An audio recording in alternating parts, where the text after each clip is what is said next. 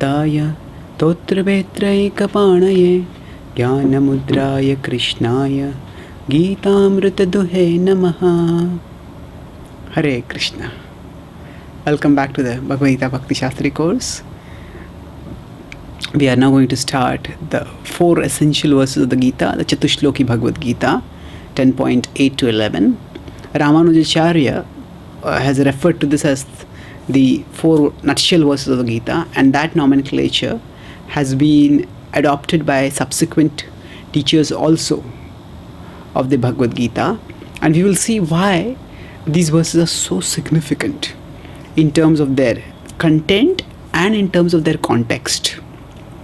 So, in terms of their context, in a sense, these are the last verses that Krishna speaks in his instructions, and then after this, Arjuna gives an understanding that is almost conclusive.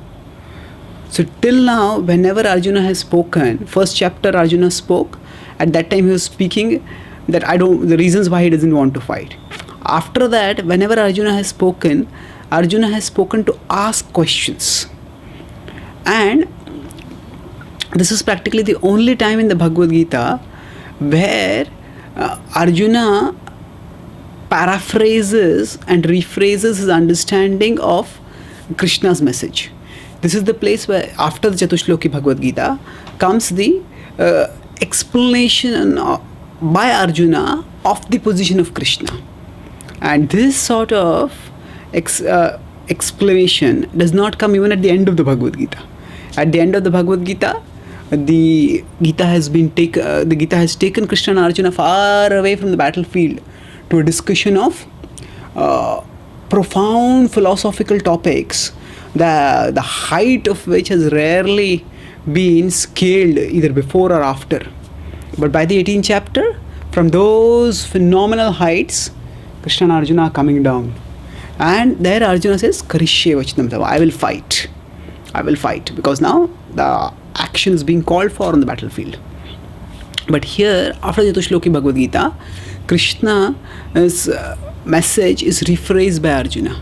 And there we will see he unambiguously declares Krishna to be the supreme person, the ultimate reality, the absolute truth, the acme, the pinnacle of existence. So that is the message of the Bhagavad Gita, and that comes immediately after these verses. So prior to this also, 9th chapter Krishna has called as the most confidential knowledge. This chapter also Krishna has said Paramam Vachaha. This chapter he says that I'm going to give the supreme instructions. Until now he has been building up by saying in 10.3 that this knowledge will free you from sinful reactions, and 10.7 he has said that this knowledge will give you will make you wholeheartedly devoted to me. Discussed in yesterday's verse. So vikalpena yogena yujjitenatra samshaya, without any doubt, without any delusion, will become wholeheartedly fixed in me. So then Krishna will describe this in the 4th verse. So if you look at the context, what is happening after that, Arjuna gives the only place in the Bhagavad Gita where he explains his understanding. Now of course, when there is Virata Rupa, in the 11th chapter, Arjuna does offer prayers and describe what he is beholding. But that is not exactly a paraphrase of what Krishna has spoken. So here Arjuna is giving understanding. So Arjuna is giving the understanding here the only place of the Gita. And before that, Krishna is building up by saying, this is Paramam Vachaha, the most confidential knowledge that I'll be speaking. So therefore, from the context, it is very significant. Now let us look at the content. So when we look at the content, let us look at the summary and overview of what the 4 verses are saying. Then we'll go into the 4 verses. So in one sense, among these 4 verses also, 10.8 to 11, 8 gives a summary and 9, 10, 11 are elaborating that. So 8 says, those who know that I am the source of everything become enlightened, they become Buddha, and they become devoted to me wholeheartedly. That is Bhava Samanvita. So now this, that they become devoted and they become enlightened, that is talked about in 8. Now 9 describes how they become devoted to me, that is Machitta Madgata Prana. That is described in 9th verse. And then 10th and 11th verses describes how they become Buddha. So Krishna, it says that Krishna gives Buddhi Yoga. That's described in the Dadami Buddhi Yogam Tam verse, famous verse in 10.10. And then how Krishna gives Buddhi is described in the 11th verse, that I am present in the heart and I remove with the torchlight of knowledge the darkness. So in a sense, this is what the verses are talking about, how a devotee, how a soul on understanding Krishna's positions becomes devoted and becomes enlightened. So this talks about the redirection of the heart and the redirection of the head. So the redirection of the heart, the enlightenment is described in the understanding of Krishna's position is described in the 8th verse, and the resulting redirection of the heart is described in the 9th verse, and in the 10th and 11th verse, the direction of the illumination, the understanding that comes up, that is also described.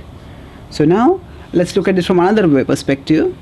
We know that there are these 3 categories in understanding God, or for that matter any subject: Sambandha, Abhideya and Prayojana. So what is the Sambandha, Abhideya and Prayojana? Actually, Sambandha, the Chaitanya Charitamrita says Sambandha Krishna, Abhideya Bhakti, Prema, Prayojana. So these are 3 aspects. Sambandha, what is it that we want to develop a relationship with? So by philosophical contemplation we understand, I want to develop a relationship with the ultimate reality. And the ultimate reality is personal, is Krishna. So therefore, that is the first step, Sambandha. Then how do I develop the relationship? There's a process of sadhana bhakti, that is bhakti. So that is the process which I follow. And after that, what happens when I develop that? Then the result is prayojana, that is prema. So for example, to understand this Sambandha, Abhideya, Prayojana, we may consider a simple example. Sometimes there are advertises. Say a person, as a car is shown, and the person is showing driving the car and says, enjoy this, purchase the car and enjoy the envy in your neighbor's eyes. Now actually when the advertisements indicate the level of people's consciousness, now is envy something to be enjoyed? Enjoy the envy in your neighbor's eyes. So that is the standard of enjoyment that people have. There's no positive enjoyment. The enjoyment is in pushing people down. But anyway, so when a person sees an ad like this, the person says, oh, I want that car. So what happens? The sambandha is with the car. Oh, I want to develop a relationship with the car. What is the relationship? I want to be the owner of the car, possessor of the car.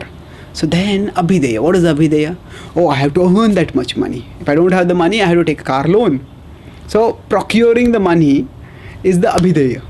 And then what is the prayojana?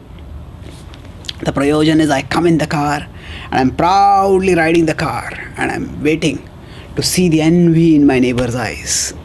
And then I look at him and I find that he has got a new, better car than me. And instead of the envy coming in his eyes, the envy comes in my eyes. So what happens is, in material life, just when we expect the prayojana to come, when we expect the fruit, the happiness to come, at that time, it just doesn't come. It just doesn't come. Or it comes, it is so little and it goes away after that. But the overall point is that this is how in any activity we develop. We want to develop a relationship. We decide this is the object or this is the person with whom I want to develop the relationship. Then there's a process, and then after the process comes the result. So here, Sambandha, Abhideya, Prayojana. So Sambandha is Krishna. Now Sambandha is Krishna means we understand that I have to develop a relationship with Krishna. So the first verse talks about Sambandha, Abhideya and Prayojana, all 3. And then second verse talks about, the 10.9 talks about Abhideya as well as Prayojana. And the 10th 11 talks all the more about Abhideya. That means it talks about the process by which the connection is developed. So let's see how that happens in this verses one by one. But suffice it, at this stage, we understand the significance of the verse. The whole philosophy is compressed together in a concise way in these 4 verses. So let's look at 10.8 now. Aham sarvasya prabhavo mattah sarvam pravartate iti matva bhajante mam Buddha bhava samanvitaha. So, aham sarvasya prabhavo. I am the source of everything. Mattah sarvam pravartate. Everything emanates from me. So actually, we may say this may seem to be just repetitious. Everything comes, I am the source of everything and everything comes from me. So what is the point of repeating the same thing again? I am the source of everything. Aham sarvasya prabhu. Doesn't that mean the same thing as Mattah sarvam pravartate? Actually, the word pravartate is also used in a present tense, in the sense of maintenance. That means Krishna is saying, I am not only the source of everything, but actually I am also the maintainer of everything. Everything is being sustained by me. So everything is being arranged and its whole maintenance is going on by my arrangement. So everything is, in that sense, acting within me. So earlier we have discussed the conception of God as deistic, which some people have. Now there is theism, there is deism, and there is atheism. Atheism is God doesn't exist only. God is neither the creator nor the controller. So theism is the idea that God is the creator and the controller. But deism is the idea that God is the creator but not the controller. God is the creator but not the controller. Say just like a clock is there, a clock is made by some maker, but it's not the maker who's not controlling the clock right now. So that is the idea of God that some people have. So that is not the idea of God that the Bhagavad Gita very directly substantiates. It says that actually God is not just a distant deistic sort of designer. God is also a proximate, personal overseer of everything. So he is present as the Paramatma in the heart and he cares for everyone. Of course, he is also a judge, udasina vadasinam, for those who do not want him to intervene directly. But for those who turn towards him, he is personally there. So pravartate, that means Krishna is the sustainer also. He's not just the source, he's a sustainer also. And then iti matva, one who understands this, what happens to such a person? Bhajante mam. That one who understands Krishna's position, bhajante. Now Srila Prabhupada is already explained the word bhajante quite in detail in the purport of 6.47. Yoginam pi sarvesham matgatena antaratmana shraddhavan bhajate yo mam same yukta tamo mataha. So bhajate, bhajante, they are all from the same root.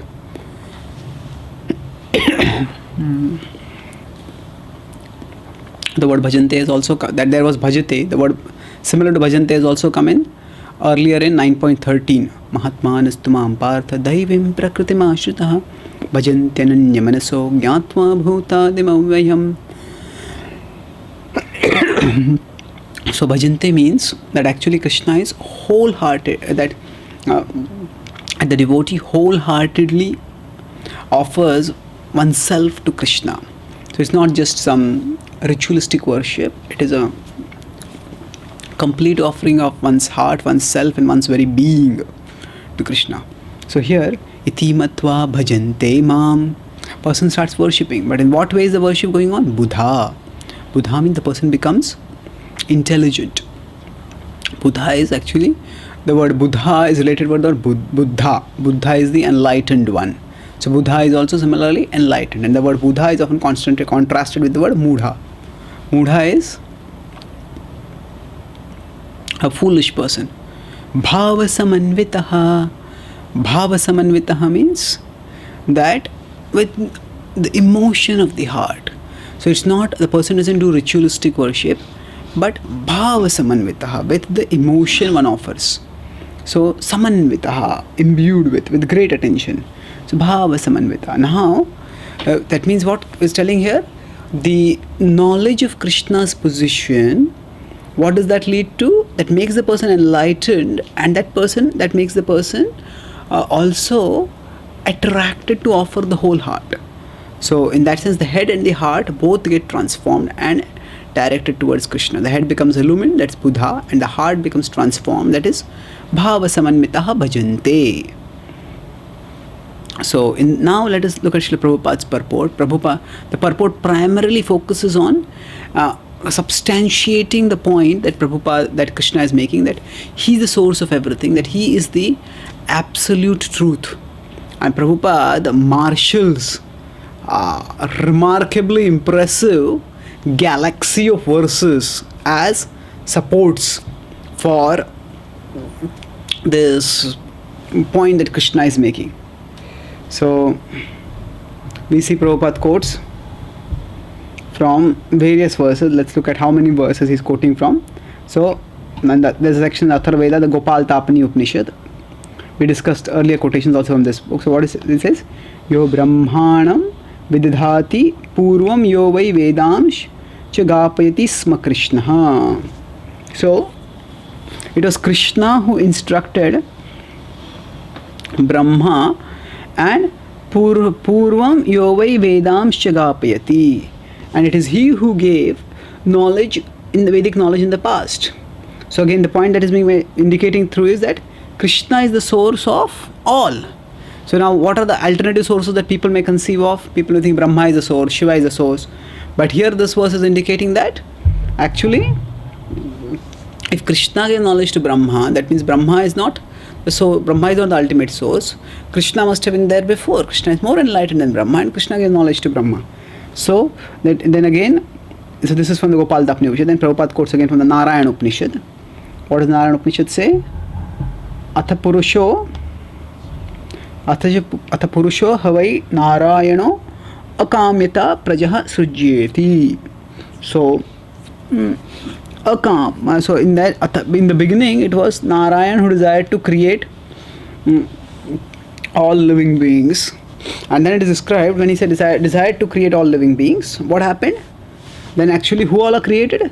Here we see practically the whole who's who in the Vedic cosmology is described over here as all coming from Narayan. Narayanad Brahma Jayate, Narayanad Prajapati Prajayate, Narayanad Indro Jayate, Narayanad Ashto Vasavo Jayante, Narayanad Ekadash Rudra Jayante, Narayanad Dvadishadityaha.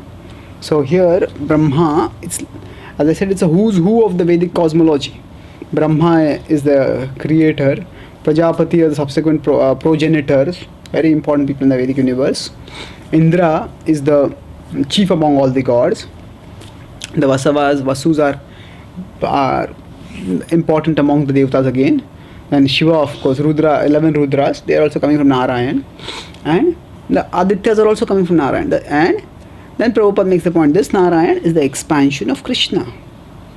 So now when this Narayana Upanishad is there, the point which is being made is that from Narayan everyone has come.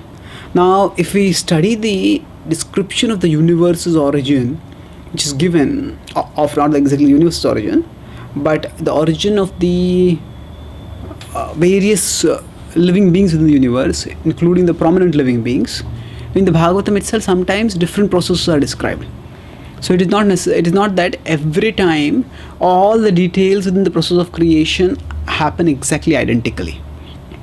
There can be variations in different universes. That means actually Krishna doesn't have to necessarily all the time while unfolding the universe follow a rigid pattern. Just as Krishna's pastimes can have some variations, similarly some things can be varying. So when it is said that from Narayan Shiva came, now if we look at the Bhagavatam, we may say that actually Shiva Rudra comes from Brahmaji, is considered son of Brahma. So how can it be said that from Narayan Shiva has come? The point is here that it is by Narayan's arrangement, and it is Narayan who is the original source. So we may say that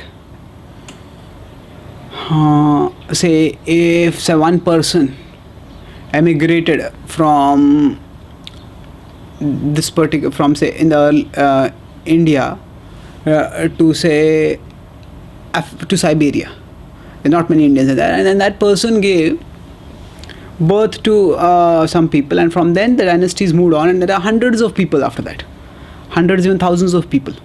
So then what would we say? That now there may be different generations that have gone on, but we'll say, oh, from him This king has come, from him this warrior has come, from him this business person has come, from him this artist has come. So it may not be that all of them are directly his children, but they have all come from him. So it is in this sense that it is said that all these people come from Narayan. Narayan is the source ultimately. But it is not necessary that these are directly born from Narayan. Although that can also happen, if that is what the Lord wills, in some other universes. So the Bhagavatam describes a particular genealogy, and the important point is, in this genealogy, it all comes from Krishna. It all ultimately comes from Krishna, because Narayan also comes from Krishna. So the important point that is being made over here is that he is the source of everyone.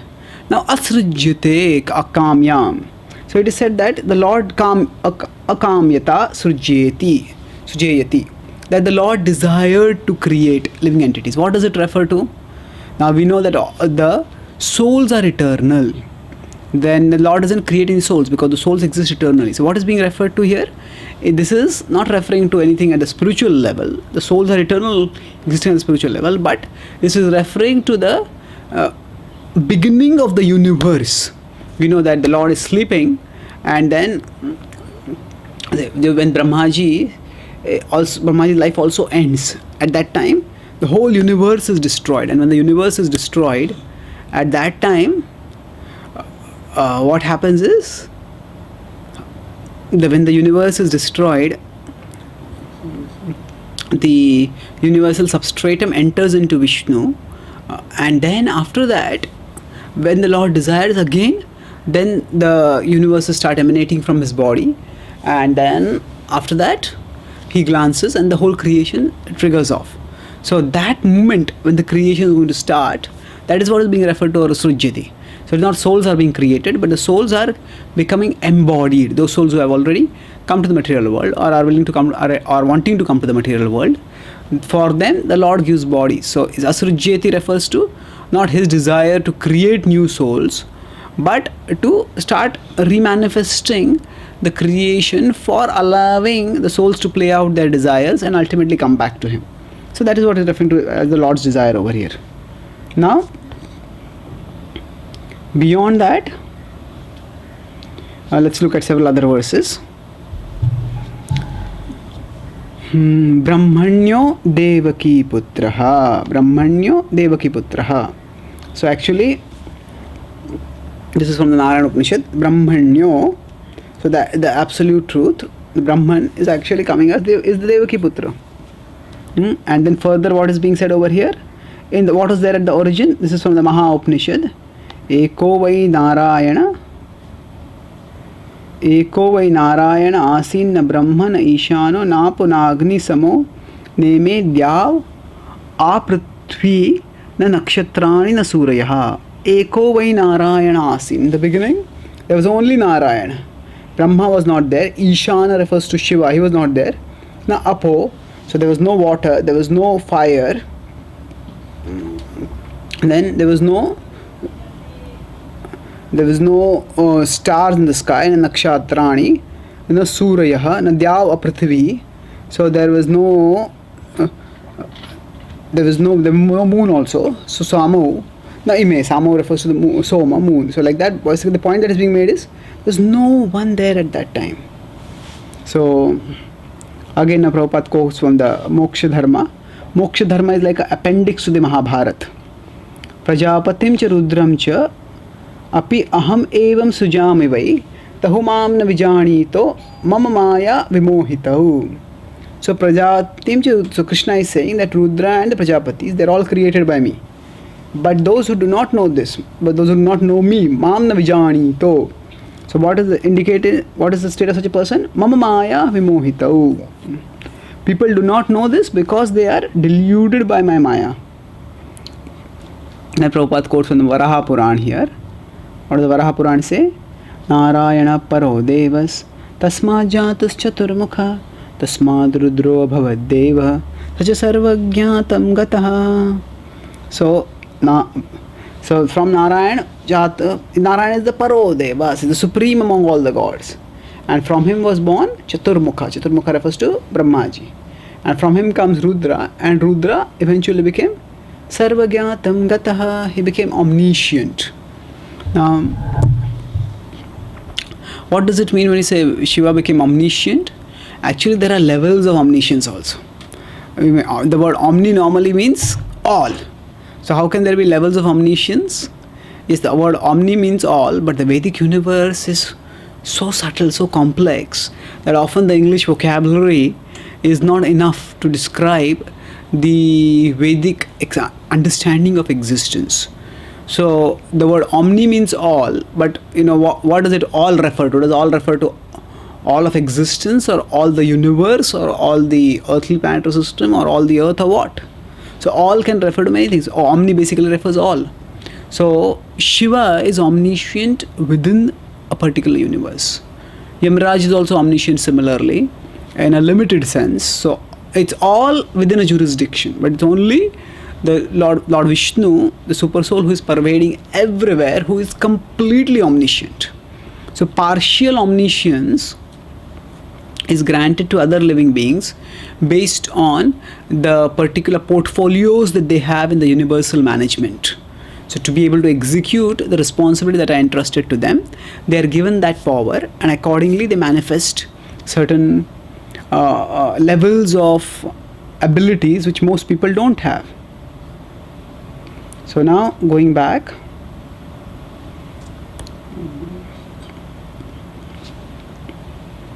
so now Prabhupada explains further that actually the whole Bhagavad Gita has been pointing towards this particular point which Krishna has made.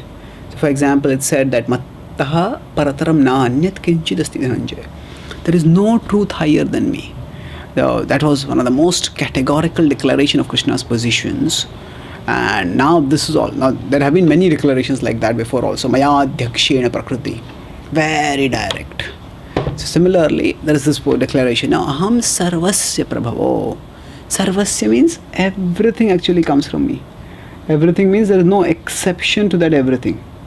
So everything literally means everything. Now when Krishna is speaking this, let's look at the overall understanding of how the universe manifests. So when the universe manifests in this world, actually we know that originally there is Krishna. From Krishna comes Narayana. From Krishna comes Balramji. From Balram comes Vasudeva Sankarshan Pradyumna Aniruddha.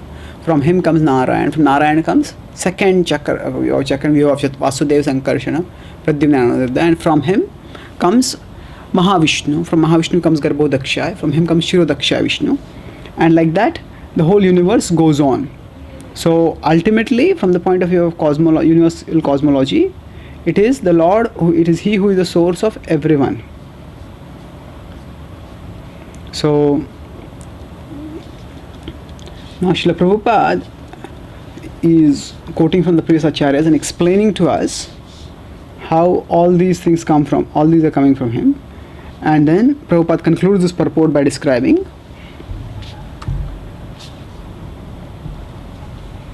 that a Krishna conscious person should not be bewildered by fools. What is the fool's idea? That only a fool would consider Krishna to be an ordinary person.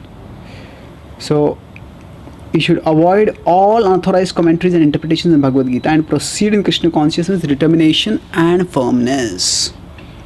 So what does this refer to? This is Prabhupada explaining how we can become Buddha and Bhava Samanvitaha at our level. So Bhava Samanvita is with determination and firmness, and Buddha is reject all unauthorized commentaries and interpretations. So the Bhagavad Gita itself is quite clear. Prabhupada would say that his purports make the self-evident meaning. The meaning is, Prabhupada would sometimes say that scripture is self-evident. There is no need for any interpretation of scripture. So Krishna is very clear. Aham sarvasya prabhavo. I'm the source of everything. Now we know that what Prakashananda Saraswati and Sarvam Bhattacharya, both of them, basically Chaitanya Mahaprabhu told more or less the same thing. But when these impersonalists, when Sarvam Bhattacharya especially was giving his impersonalist explanation of Vedanta Sutra. So at that time, what happened? At that time, he first heard from Sarvam Bhattacharya for 7 days. And Sarvam Bhattacharya asked him, "You're not asking any questions. Are you understanding or not what I'm saying?" And then Chaitanya Mahaprabhu, he gave what you can say is a iron fist in a velvet glove. Externally what he spoke was soft, but the import was very heavy. What he said is, actually I understand the Vedanta Sutra quite well, but I can't understand what you are saying. So see, what does this actually imply? It's like a teacher is explaining something to a student, and the student says, I understand the textbook, but I don't understand what you are saying. So firstly, what it means is the teacher is unnecessary. Because the teacher is trying to explain a book, but the student is saying that I already know the textbook. I don't need you. Without you, I have understood it. But worse than that, what is the student saying further? That actually, I can understand the textbook, but I can't understand you means what you are saying doesn't make sense. That means your understanding is improper or it is even incorrect. And that means the student is not only saying that I don't need you, but the student is also saying that you are wrong. It is quite a slap on the face for the teacher. So then Chaitanya Mahaprabhu further says, actually the Vedanta Sutra is like the sun and your explanations are like the cloud covering the sun. So that means first I understand without you, you don't understand, and third is that what you are understanding is a misunderstanding. So it's quite a strong statement. So now it is said that the Vedanta Sutra is like is self-evident. So the Bhagavad Gita is also self-evident that way. The meaning is clear. We don't need the interpretation. So if we don't need the interpretation, then why is Srila Prabhupada giving a commentary? Isn't his commentary also an interpretation? If the scripture is self-evident, then why do we need a commentary? So actually what is self-evident may not be evident to us. You wonder, how is that possible? What does it mean? Just like the sun gives light. Sun is self-luminous and the sun's light is going far and wide. But for us, over our head may be clouds. And for us, the clouds may be blocking our vision of the sun. Similarly, for the Bhagavad Gita, in and of itself, its meaning is self-evident. But for us, the meaning is covered because of our preconceptions and prejudices, because of our misconceptions and our misdirections. So, preconceptions means our own past notions. Prejudices means we have our own biases. We like certain things, we don't like certain things. So same, misconceptions means wrong understanding, misdirections means our desires also. Not only is our understanding wrong, but even our desires are wrong. So because these preconceptions and prejudices, misconceptions and misdirections, they form a cloud. And what Srila Prabhupada does is his purports are removing the cloud that is covering our vision. So what is self-evident is not evident. And therefore, what we need is the acharyas to explain. And those who are not actually living the Gita, they cannot explain the Gita. To live the Gita, to actually understand the Gita, we must live the Gita. And to live the Gita, we must love Krishna. Because that is what the message of the Bhagavad Gita is. So those who are not loving Krishna, they are not living the Gita and they are not understanding the Gita. Because the Bhagavad Gita is not just a theoretical subject, it is a transformational subject. And without becoming transformed, we cannot get its proper understanding. So therefore, the devotee should not doubt. And with firmness and determination, we should move forward. And there are so many interpretations of the Gita, and they may contain certain things which are valuable. Some points may be good in them. But overall, if they are neglecting Krishna, if they are bypassing Krishna, if they are saying that there is some reality beyond Krishna, then that is a grievous misunderstanding. And therefore, a devotee has to be cautious. So, Buddha means to understand Krishna as the supreme absolute truth. And what happens after that? That's described in the next verses. So, the next verse is Machitta. Now, remember this verse is, how is this Sambandha, Abhideya and Prayojan? So, Sambandha Gyan is Aham Sarvasya Pramatta Sarvam Pravartate. When you understand Krishna's position, that enables us to understand Sambandha. And then Abhideya is what? Bhajante Mam is bhajante mam is the abhideya, to do bhajan. And bhava samanvitaha, with divine emotion, with pure spiritual emotion.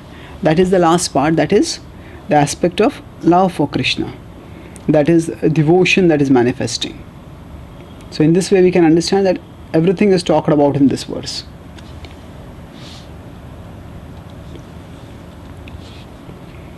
So, Madchitta Madgata Prana.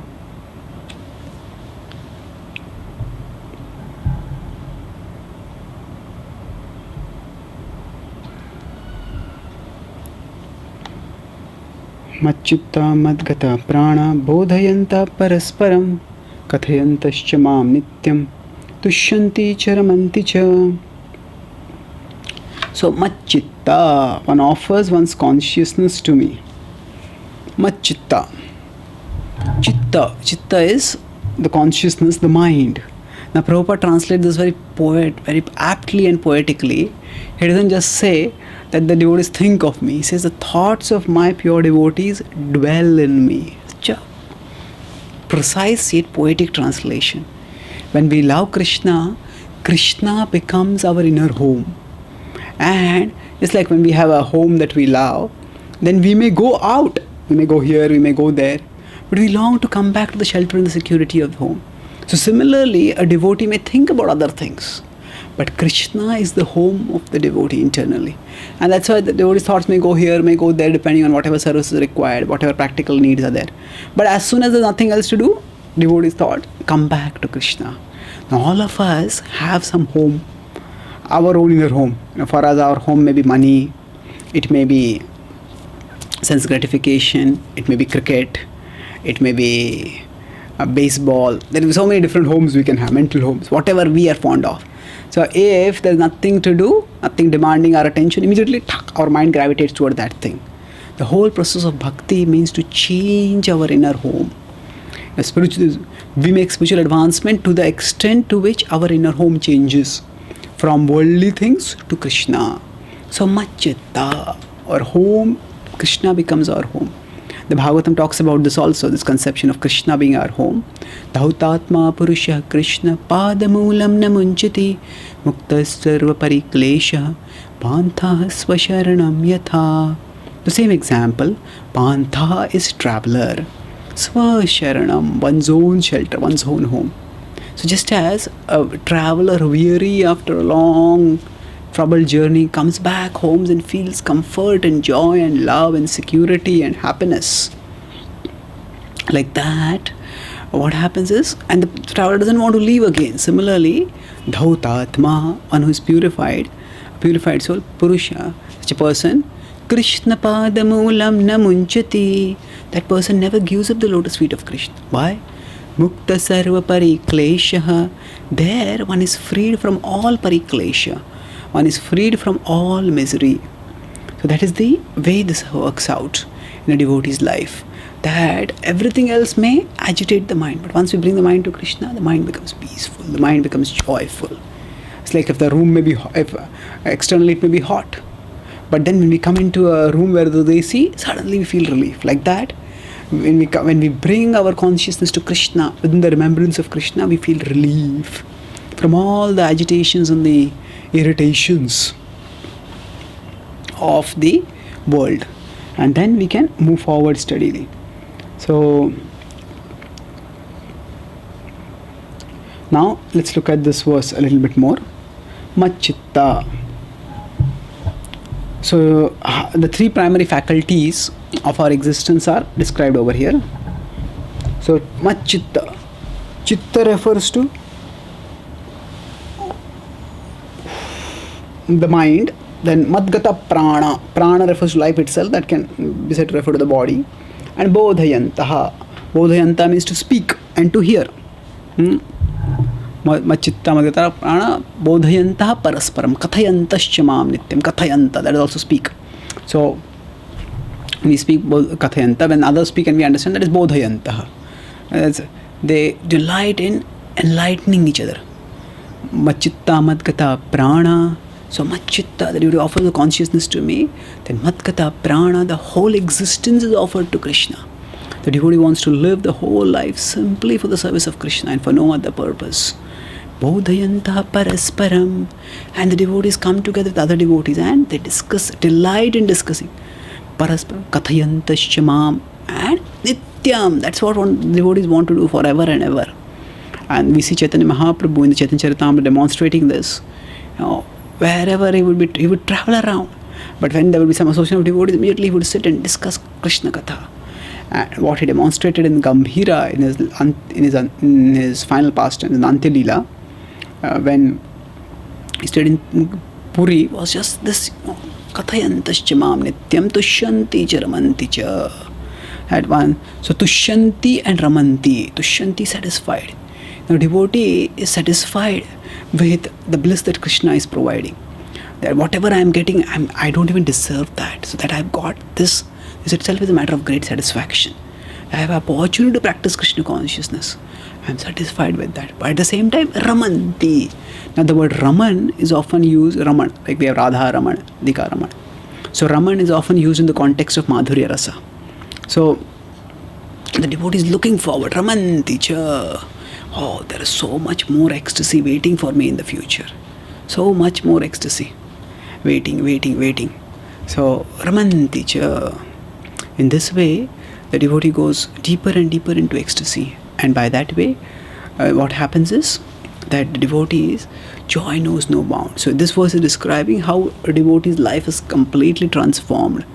The body, the mind, and the speech, all of them are used in Krishna's service. And actually, parasparanu kathanam means the sitting and the discussion about Krishna Katha. This talked about in the Bhagavatam also, that the joy of Krishna Katha is greater than the greatest joy in material existence. The greatest joy between two people can be the pleasure of sex, but greater than that is the pleasure of Krishna Katha. When two devotees who are like-minded or like-hearted, they like the same things about Krishna and they have the same natures by which they can serve Krishna. Then when they come together, then the ecstasy that comes in their discussion about Krishna, there's no parallel to that. So, in this way, the devotee offers everything to Krishna and experiences great joy in serving Krishna. Now, after describing this, let's look at Srila Prabhupada's purport.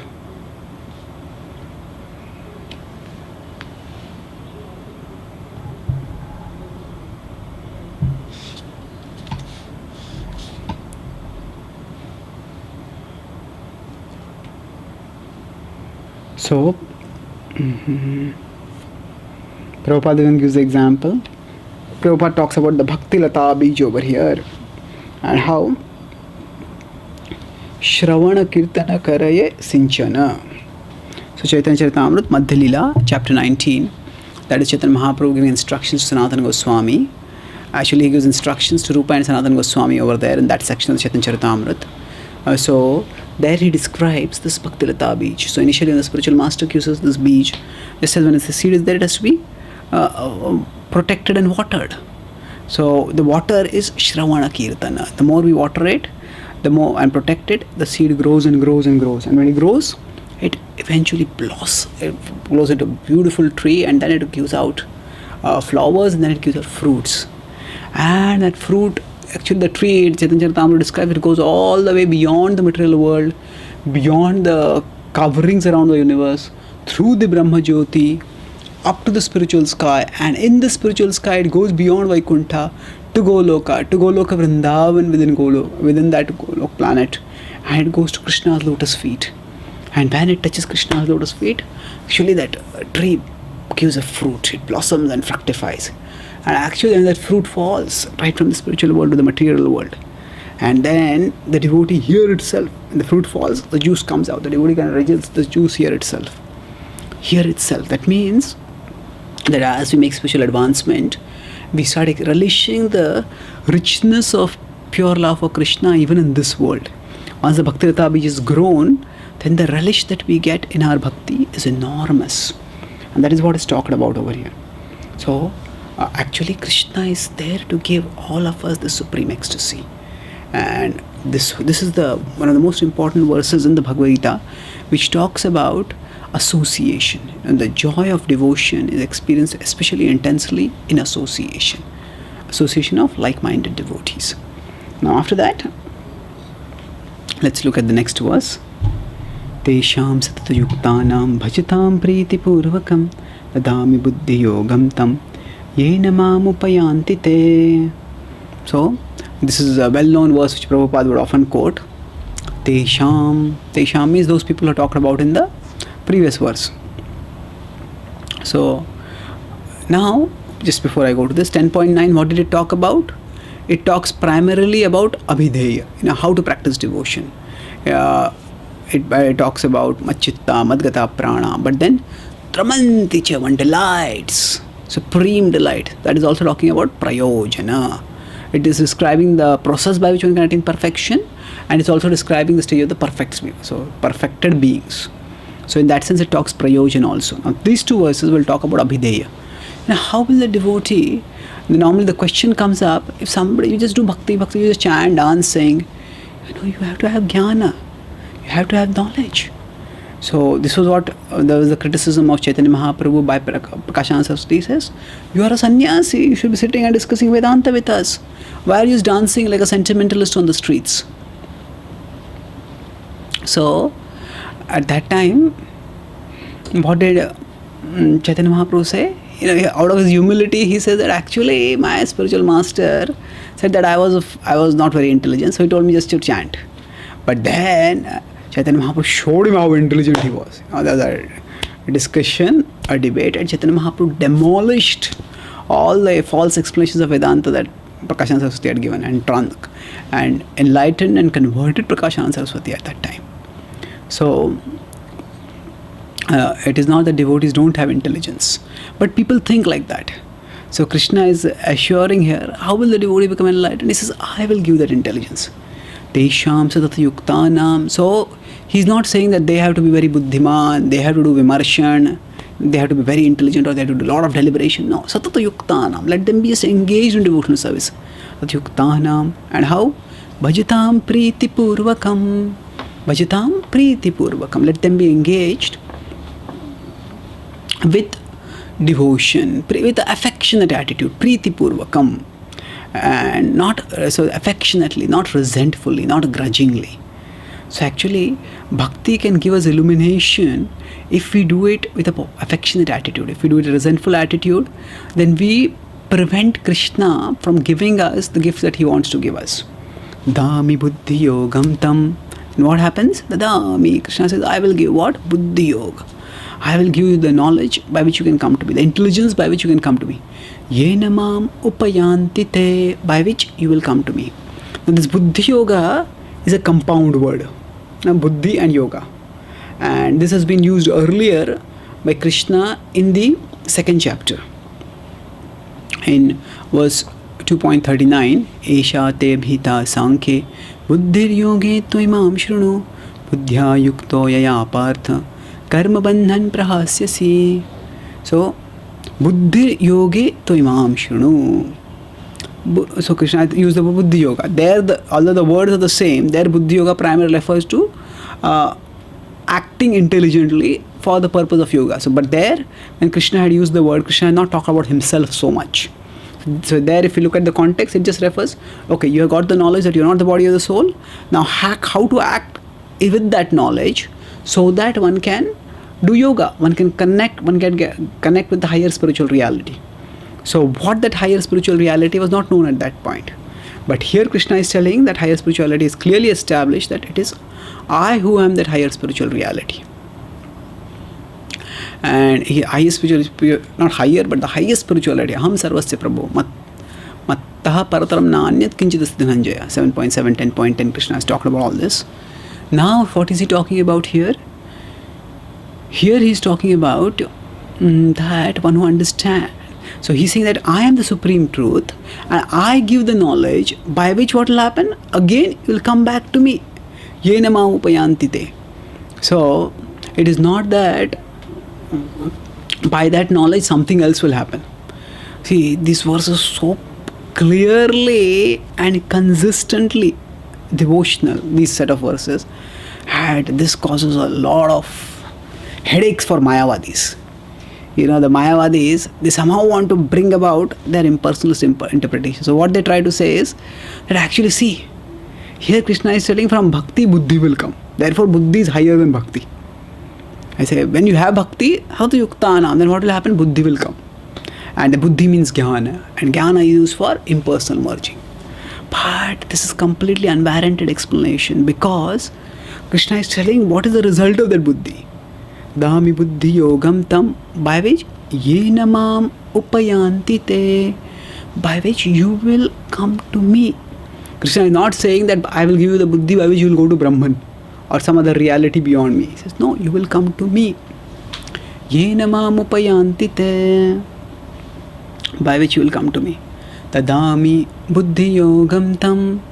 So I give the buddhi yoga. So Krishna is telling that even if you are deficient in knowledge, doesn't matter. I will provide that knowledge. So buddhi yoga, this compound word can be understood in two ways. The buddhi that helps us to do yoga, or the yoga that grants buddhi. Let's look at these two. The buddhi that helps us to do yoga. That means, yoga means connection with Krishna. Connection with the absolute truth, who is Krishna. So buddhi yoga will mean the buddhi that enables us to do yoga. Krishna gives the intelligence. How should I serve?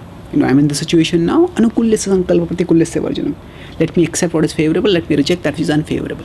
So how do I do all this? That buddhi, Krishna says, I will give. That buddhi for doing yoga. So buddhi for doing yoga is buddhi yoga. Or you could also have yoga that gives buddhi. So when we do yoga, that means when we try to practice bhakti, when we engage in devotional service, by that itself, buddhi comes along. So in the Bhagavatam also it said that if one just keeps Shunvatam Sukatha Krishna, if one hears about Krishna and Shraddha Dhanasya in the first canto, second chapter, verses 6 to 21, there's a series of verses that describes how we become purified with the process of bhakti, and described that by that process itself what happens? We understand the science of Krishna. Tam satve prasidati evam prasanna manaso bhagavad bhakti yogatah bhagavad tattva vijnanam mukta sangasya jayate. So evam prasanna manaso, when one with the prasanna, so it's described that by the practice of bhakti one becomes purified and then one becomes joyful by that. Tam satve prasidati, when one is situated in Sattva, one becomes cheerful because the hankerings that make us miserable go away. And then the prasanna manaso is similar here to bhajatam priti purvaka, one has a cheerful disposition, affectionate disposition. So evam prasanna manaso bhagavad bhakti yogataha. When one engages in bhakti yoga, then what happens to the Supreme Lord? Bhagavad tattva vijnanam, that the science of the Bhagavad Tattva, science of Krishna becomes manifest to us, and then mukta sangasya jayate, one becomes free from all attachments, all bondage. And then it's like when we become detached from worldly bondage, we have already come to know about Krishna, we understood Krishna, then naturally we'll become attracted to Krishna. So that same point is said over here, yena mam upayanti te, by this the devotee will come back to me. So here Krishna is telling that the devotee primarily has to engage in devotional service. And the devotee engages in devotional service, Krishna says, I will provide whatever is required. It's not that you have to do anything separately. Yeah. So Prabhupada explains, one should know that the goal is Krishna, and when the goal is assigned and the path slowly but progressively traversed and the ultimate goal is achieved. So what is the most important thing? At the very foundational level, we need to know what is the goal. And then the scriptures give an overall path, and when we start going along that path itself is rendering devotional service. And Krishna gives the intelligence from within, and the path becomes more and more clear. And one keeps moving forward that way. Then Prabhupada explains further that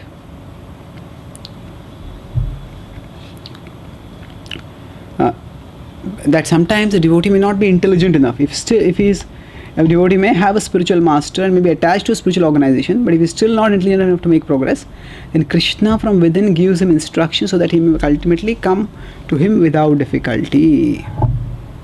So the point here is that the focus should be on service. Now for us, when we study scripture also, we are not interested in intellectual study of scripture alone for its own sake. We want to study scripture so that we can develop our love for Krishna. And when devotee study the philosophy of Krishna consciousness, it is not to just intellectually scrutinize Krishna. It is to intellectually submit to Krishna. That means it is to use our intelligence in the service of Krishna. We don't place our intelligence on the altar above Krishna. With my intelligence, I'll look down and I'll examine Krishna. This doesn't make sense. This makes sense. This is right. This is not right. No, that's not a devotee's attitude. Devotee's attitude is that actually Krishna is above, and Krishna has given me various faculties. One of the faculties is intelligence. So those devotees who have intellectual tendency, they should use it in Krishna's service. And Srila Prabhupada, who said that chanting and remembering Krishna will purify us and will take us back to order, but still he wrote so many books, and he wanted devotees to study because the studying removes our misconceptions and it increases our conviction, by which we can go back to Krishna. Now Krishna has described it, Dadami buddhi yogam tam, I'll give the buddhi. Now somebody may ask the question, how will Krishna give the buddhi? That is explained in the next verse. Tesham evanukam partham aham ajnanajam tamaha nashayamyatma bhavastho jnanadipena bhasvata. Tesham eva anukampa partha. So what will happen for them? Anukampa. Then on them I show special mercy. Anukampa means special mercy. Aham ajnanajam tamaha. So the born of ignorance, whatever darkness is there, nashayamya atma bhavastho. Atma bhavastho. I am situated in their heart, and nashayami, I will destroy it. How? Jnanadipena bhasvata. By the torchlight of knowledge. So here Krishna is using a metaphor. When there's darkness, the torchlight is there, torchlight will remove darkness. So when power goes off, we immediately feel, oh, there's darkness all around. So we start to look, where is the candle, where's the torch? Maybe my mobile has a flashlight. We try to get some source of light and then we start moving around. Now when darkness comes up, it confuses us, it even paralyzes us, we can't do anything. So we try to keep our outer world lit carefully. But we don't think about our inner world.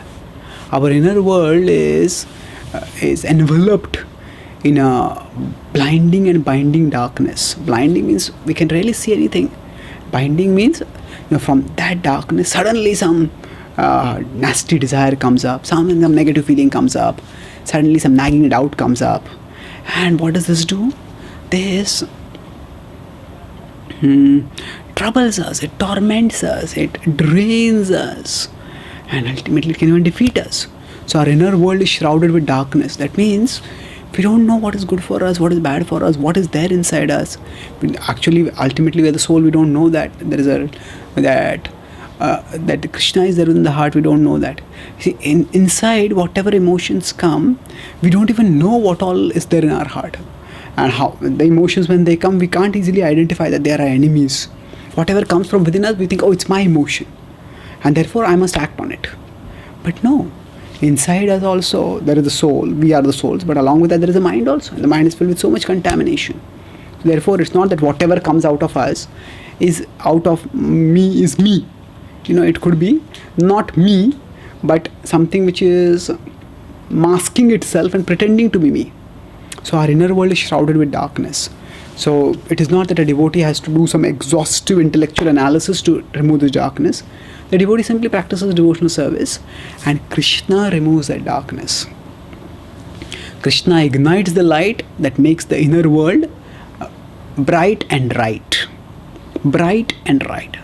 So when Krishna illumines, then we understand, oh, these desires which promise pleasure, they are actually traitors. These material desires, they are promising pleasure, but they will actually make me miserable. I will not indulge in those desires. And then, yes, these devotional desires, this is what I should cultivate. They are my friends. I should nourish them, and they will As I nourish them, my bhakti, my preeti for Krishna will increase more and more, and ultimately I'll return back to him. So Krishna makes our inner world bright and right. Right means he helps us understand this is good, this is bad, this is what I should do, this is what I should not do. And in that way we can move forward in devotional service. So Prabhupada also quotes over here that how some people think that devotees are not very intelligent. But Jiva Goswami, Ramanujacharya, Madhvacharya, these are all extraordinary scholars and they were all devotees. So it is not that a devotee is unintelligent. A devotee is supremely intelligent. Ye Krishna bhaje sei bada chatur. And then Prabhupada explains how Krishna removes the darkness just as the sun removes the darkness. And then as the Lord takes charge of a devotee's heart, the one becomes completely free from all kinds of materialistic endeavors, Prabhupada says, and one marches back to Krishna steadily. So in these 4 verses, Krishna not only demonstrates his supreme position, but along with that, he also demonstrates his benevolent disposition. That I care. If you just want to love me, I'll care for you so much that I will personally intervene and I will give you all the intelligence by which you will come back to me. So by just this demonstrating through these verses his love for Krishna, his love for his devotees, Krishna is making a call to us. Don't worry, just follow me. I will provide you everything. Just offer your love to me. So what is Arjuna's response? We'll discuss in our next class. Thank you very much. Hare Krishna.